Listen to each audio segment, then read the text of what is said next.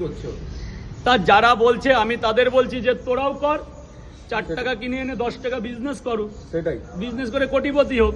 আচ্ছা। আমি মানছি, আমি করছি, আমি তো প্রচুর লাভবান হচ্ছি। তোরাও এসে না বলে এসে কর না, আচ্ছা তোরাও 4 টাকা কিনে এনে 10 টাকা বিক্রি কর। তোদের বাধা দিচ্ছে কে? আমি কি বাধা দিয়েছি?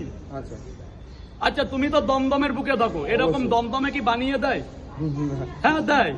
আছে এমনি কারখানা ওই অনেক আছে। সেই তো হ্যাঁ। ওই একই ব্যাপার, হ্যাঁ, কোনো হ্যাঁ। কারখানায় পাওয়াটার হয় না। হ্যাঁ, হ্যাঁ, হ্যাঁ। তাহলে যে পশ্চিমবঙ্গে আগুন জ্বলে যাবে এখানে। অবশ্যই। মানুষ যারা বানাতে পারে না তাদের কিছু লোক বানিয়ে দেয়।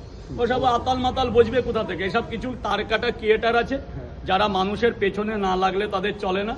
এই জন্য তারা কিছু তারা এই উক্তিটা তুলছে। তা তোমরাদের বলছি, যারা এইগুলো বলছো তোমরাও কিনে এনে বিক্রি করো আমার মতন কোনো এক রাস্তার পরে বসে। আমারও একটা জায়গা আছে, কেউ যদি ওপেন বাজে লাগালাম, কেউ 4 টাকা কিনে 10 টাকা পিস বেচো না, আমি জায়গা দিচ্ছি। আমার একটা জায়গা পড়ে আছে পরোটা বিক্রি করে, মানে কেউ বেচতে চাইলে তুমি জায়গাটাও করে দেবে? জায়গা আমি করে দিচ্ছি। আরে যে কোনো জায়গায়, আমি তো এক জায়গায় এসে বসে পড়ি, সেটা বসুক না, তো ফুটপাত যেখানে ফুটপাত যেখানে খুশি নিয়ে বসে যাক না, প্রচুর লাভ করতে পারবে, মানে রাতারাতি কোটিপতি হয়ে যাবে। তারা আসুক, ওপেনের চ্যালেঞ্জে লড়ুক না, এরকম 4 টাকা না করে কিনে বিক্রি করুক না, বিজনেস করুক না। তাতে মানে রাত্রেবেলা তার মা বাবা ভাই বোন দুটো খেয়ে বাঁচবে। আমি যেমন এই বিজনেসটা করে আমি আমার বৃদ্ধ মা বৃদ্ধ বাবা, আমার ওয়াইফ ভাই বোন চালাচ্ছি। তারা তো রাস্তায় ফ্যাপা করে ঘুরে বেড়াচ্ছে, মাসে কবে একটু ভিউজ হবে আর কবে 2 টাকা 4 টাকা পাবে, না করে একটা বিজনেস করুক না।